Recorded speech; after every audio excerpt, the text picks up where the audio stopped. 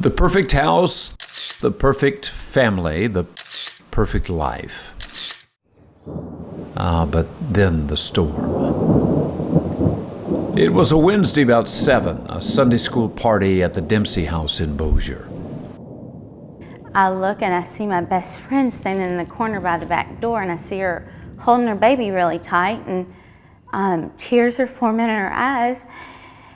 And I just look and I say, "Is Easton okay?"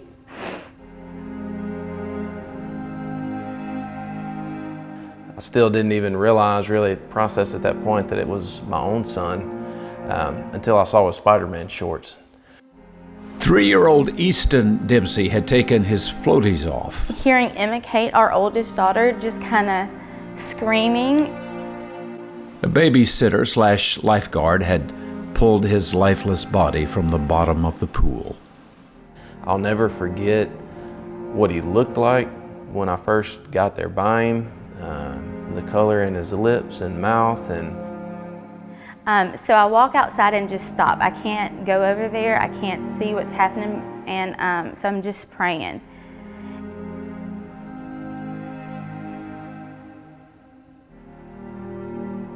And I think that God just held me, and He had everybody in our backyard exactly where they needed to be at those moments.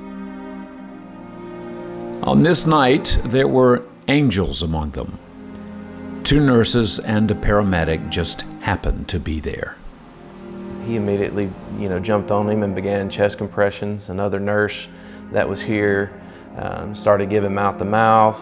Lisa, the first one that was out there, kind of stepped back and was giving them their counts and rhythms. And you could hear prayers in the background as they were performing everything. It was from something so tragic, and when time stood still, to be so beautiful at the same time. I don't know how it could be, but it was.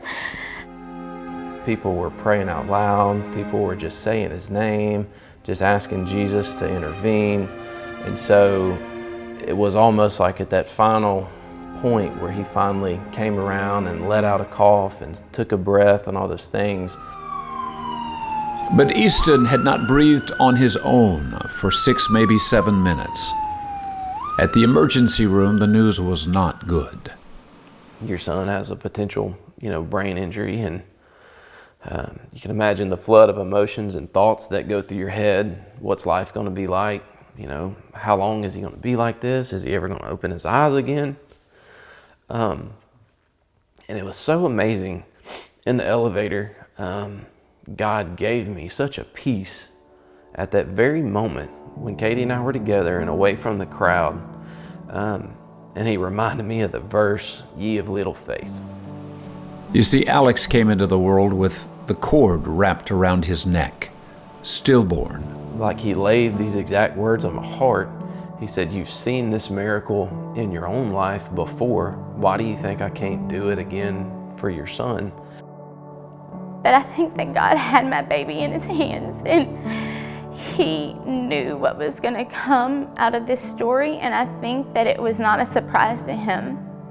The people that were here.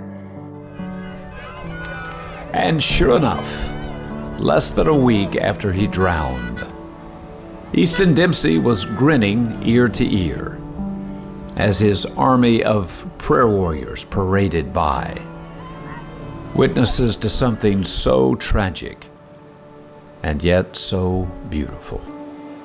God performed a miracle right in front of us. To physically see their faces, the people that were texting me and that were on their knees praying for Easton, and to just get to put my arms around them and to thank them face to face for praying on our behalf and alongside with Alex and I. The miracle that God performed in Easton's life is already making a difference, whether it be planting a seed in somebody's life to open up and to share the gospel and to share the goodness of God and the miracles that He's still performing today.